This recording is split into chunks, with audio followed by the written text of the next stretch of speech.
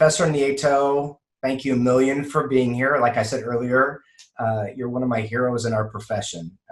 And so I'm honored to have the conversation with you. And I'm sure a lot of folks are going to really benefit from your insight, wisdom, and years of experience. So thank you for being here. You're very welcome, William. I'm very happy to be here. And thank you for all the nice things you're saying. I appreciate that. So, as you know, one of our keys at Unleashed Learning is about inclusion, right? And we talk a lot about what inclusion is and what inclusion isn't. And so I wanted to ask you this as a leader in our field, in terms of multicultural education, equity, and students' backgrounds. How do you think about inclusion? How do you define inclusion in school or classroom or in our profession? You know, in the United States, inclusion is a word that's most often used around issues of disability. And I think it's very appropriate to use it with any kind of identity because disability is also an identity. The way I think of inclusion is that it means that everybody needs to be seen, heard, represented, reflected, but it doesn't mean that if you don't have a very diverse classroom, that you don't have to honor inclusion, because I think it has to be honored no matter where you are, no matter where you teach or where you learn. And so let's say that you go into a classroom that it's all European American, European Australian students. So does that mean that inclusion is just including them? No, because our world is much broader. It means being inclusive of all kinds of identities, even those that are not present right there. So that's how I think of inclusion. It's fantastic. And you allude to this in all your books. You don't allude to it. You talk about this specifically, but you're alluding to it now. So why are our students' identities, their race and their genders and their sexual orientations and their languages and their religions and faith, why are their identities so critical when it comes to learning? Why do we have to pay attention to that? Because nobody is a blank slate. We take our identities wherever we go. And unfortunately, a lot of young people, and adults as well, but we're talking about young people right now, a lot of young people, when they go into a school, they don't feel that their identities are seen or heard or reflected or represented in any way. And so they start thinking, so if I'm not here, if I don't see myself in the books that we read or in the curriculum, and if I don't see myself in the posters we have in the classroom, does that mean that my people and that I am not important? And so maybe they can't put it into words. I mean, certainly that's something that I felt on a gut level when I was in school, being Puerto Rican and yet not seeing anything related to my culture, my language, my heritage, my family. It made me feel that we were not important, that we didn't make history. And I think it's important for all kids to know that everybody makes history, because history is how you live in the world, you know, and so everybody makes history, everybody has culture. And so for me, inclusion means recognizing all of that. And so for young people whose races, cultures, ethnicities, languages, disabilities, you know, if those things are missing, they get to sort of internalize these negative messages of silence and invisibility. You know, it strikes me, well, it doesn't strike me, I feel it, as you said. I didn't have words for it, but it was in my gut. And It's almost like we talk about the hidden curriculum. So the hidden curriculum was sending messages about I'm not important, or I'm not included, or I don't belong here. Right. And so there's this hidden curriculum that's going on at that school. And you at a gut level, you knew what that was. Yeah. Or another message is, I better change who I am, because who I am is not good enough. And so I remember a teacher telling me that I shouldn't speak Spanish in class because it was disrespectful. I remember a teacher telling, one of my sister's teachers, telling my mother that she should speak only English with us at home. And I've joked about this for years, and I said, thank God she never paid any attention to that teacher or any other teacher who said that, so that we were able to hold on to this incredible, rich, rewarding legacy that we have, which is our language. And if we didn't have that right now, I would be very sad about that. And I know so many people who, as adults, get to regret the fact that that their language was sort of beaten out of them, as was their culture and their identity. And so I think that if true learning is to take place, students need to feel that they are respected, that they're honored, that who they are is worthy of reflection. It speaks to me deeply, the way you're describing that and what it means for us as educators. And it speaks perfectly to the next question, because you write about this a lot.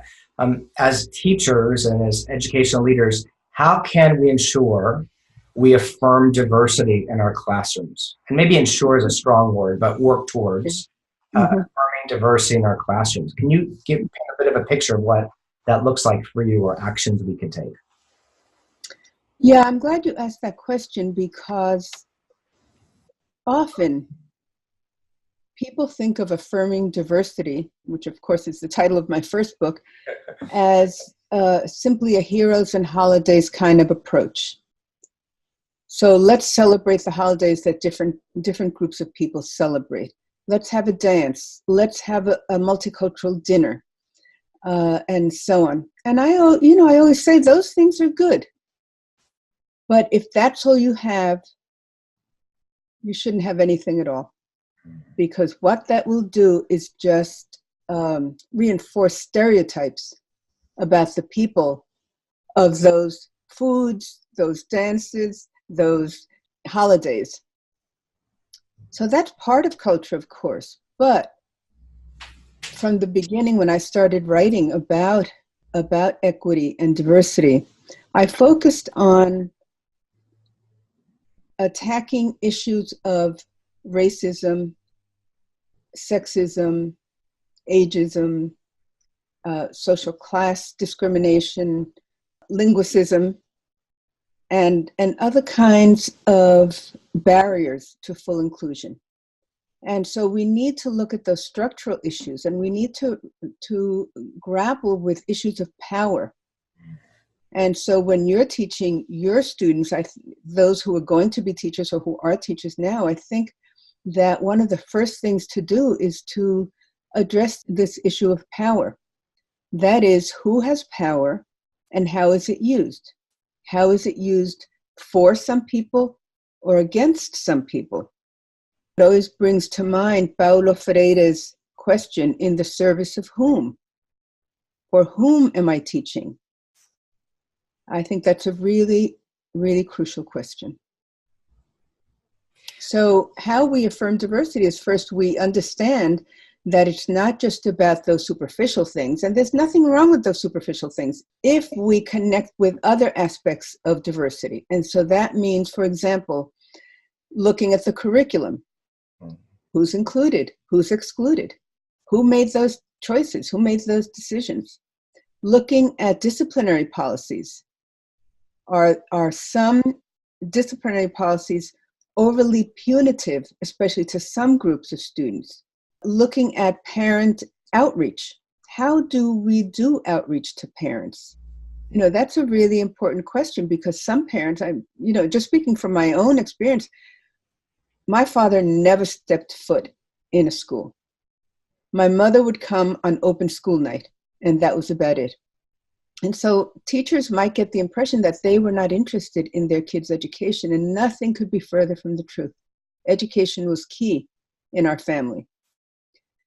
But we need to reach out to parents in a way that they feel respected and dignified. And so rather than, for example, having what are called parenting classes, even the term is sort of arrogant. It assumes that they don't know how to parent. Now, all of us could become better parents, I'm sure. I certainly could have used some of those classes, but I think they should be called something else. because the assumption is a negative one. That's like bringing teachers, reading teachers into a professional development and to teach them how to teach reading. Now, I'm sure they know a lot about how to teach reading, but they could always pick up new things. And it's the same thing with families. You know, how do you reach out to families? You reach out in a way that they will understand and that will be respectful. You speak their language. And speaking the language is not only about English or Spanish or whatever language. It's about a language that they will understand and be comfortable with. So, you know, I think looking at all of those issues, look at the pedagogy, look at the hiring practices in a school. Who's hired? And even if they hire people of diverse backgrounds, do those people stay? Or do they leave because it's not a comfortable place for them or a safe place for them? So I think all of these policies and practices have to be looked at. So it's not just these superficial aspects. It really is the structure of the school and the structure of society we have to look at also, because the school is not separate from society. It's deeply embedded within it, and we have to come to terms with that. We have to recognize it, not accept it necessarily, but at least recognize it and see how society, that's you know, the socio-political context of education that I've written so much about, that is crucial in understanding why schools are the way that they are. So we need to look at issues of power, and we need to look at issues of inclusion, of equity, of equality, of so many issues that are really, really important, and just as important as the curriculum. Because I think the curriculum is one that, you know, people sort of gravitate towards right away because that's very concrete, except for the hidden curriculum, as you mentioned. But there's so many other policies and practices that are really important to think about and to challenge. Fantastic. I think that lens of power, it's a harder conversation, isn't it, than just heroes and holidays. Yes. And Yes. so that really brings to the last question. And there's a lot of teachers who are listening to you. And so if you were an inclusive classroom, you were in a space that you said, this is really an inclusive classroom, what would you see going on, or what would you see on the walls, or what would students be doing? What would it look like for you? You know, as I mentioned before, it wouldn't have to be a classroom where you have lots and lots of identities. It could be kids of all the same background. What would make it inclusive would be the curriculum, would be the pedagogy, because everybody can look the same, but they might learn differently. It could be the materials that the students are reading. It could be the posters on the wall. It could be, and it should be, the relationships that students have with one another. I think the most important thing that you'd see in an inclusive classroom is students who are engaged, who are interested and excited about learning, who are kind to one another. Because when you have an inclusive classroom, students learn how to respect and be kind to people who are different from them. So those intangibles, I think, are more important than the posters and the books and so on, although those are really important also, because that says a great deal to a child who can look at a poster and say, wow, that's somebody who looks like me. I have a friend, when she knew that a Mandarin student was going to join her classroom, she spoke to one of the paraprofessionals in the school and asked her to translate everything around the classroom into Mandarin. And she just posted the characters all over the room. And it made such a difference to this young girl who came into the classroom and saw something that she recognized. I think those moments are the moments that say, you belong here. Of course, the curriculum is sort of the first thing that we go to. And it is very, very important. But it's also about the pedagogy. How do children who are different from one another learn? They can be different from one another and be from the same family, and they still learn differently. Could be the relationship that a teacher has with the students is about inclusion.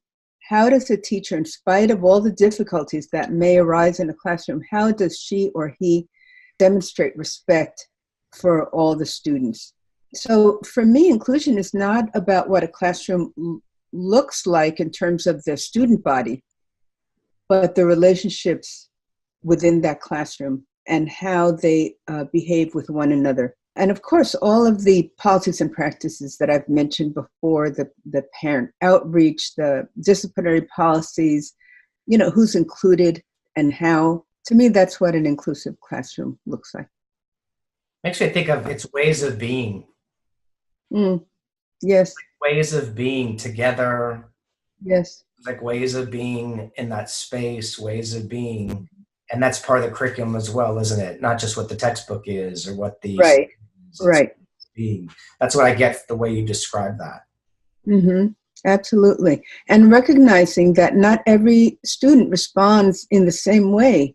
And so being equitable doesn't mean that you treat everybody in exactly the same way, because different people need different things.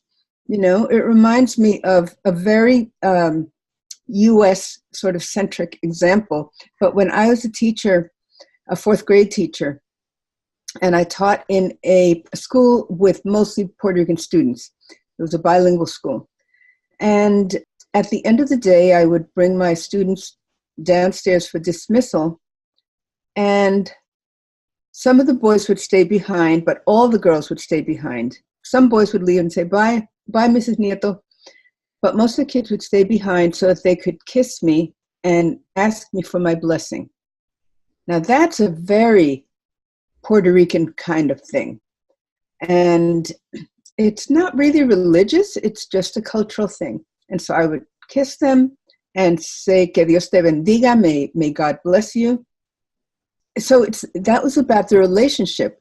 Now, does that mean that every teacher who teaches Puerto Rican kids has to do that? No, of course not. Because teachers also have to be true to themselves, and they have to respect what the students are expecting, but that doesn't mean that they have to show their love and respect in the same way. And so I think that takes some time to learn. Just like one of the teachers who I interviewed for one of my books said that she's the black mama to her kids because she is African American and all her kids were African American. And so she gave an example of how she talked to them. And, I always say to audiences or teachers who I speak to, don't try this if you're not black, because it probably won't work. Everybody has to be true to themselves, but everybody can show respect and understanding to whoever their students are. And I think the best way to learn is by learning about the history of the particular students in your classroom. So why are they there? Where have they come from? What is their family's history? So I would often ask my students to read, if they want to know something about the African American students, read the history of African Americans. We don't do a good job of teaching that. And so you need to know why the situation is the way that it is right now by studying some of the history. And that's true of everybody, of every person, and of every identity. You need to know what that history is. If you don't know that history, at least some of that history, you cannot really understand the child. Just as we finalize it really makes me think about who I am as a teacher.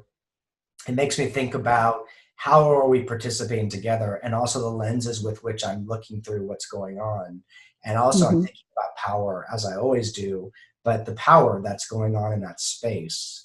And so there's a lot to kind of unpack and think about with what you said. And as I started the conversation, to thank you for the work that you've done, those books, the work you've done is spread all over Australia for the work that I've gotten to do. And so I'm really grateful that you've put your wisdom to work and shared your wisdom today. I'm sure a lot of people are going to benefit from this conversation. Well, thank you very much. And if I might, I just want to mention my latest book, which is very special to me because it's one that I wrote with my daughter, Alicia Lopez. And she has been a teacher. This is her 24th year of teaching. And it's a very teacher-friendly book. It's called Teaching a Life's Work, a Mother-Daughter Dialogue. And obviously it's very special to us, but I think it will be of help to beginning teachers and to teachers who've been in the classroom for a while, because we discussed all of these issues in that book. We'll put a link on our website for it so people can find it. And Excellent. that's probably the only book I haven't read that you've done, so I need to get a copy. Okay, well, it's from Teachers College Press, and it'll be out in January. Fantastic. Well, Professor Nieto, thank you so much. I really appreciate it. Well, thank you. Please call me Sonia, and it's been a pleasure for me, William.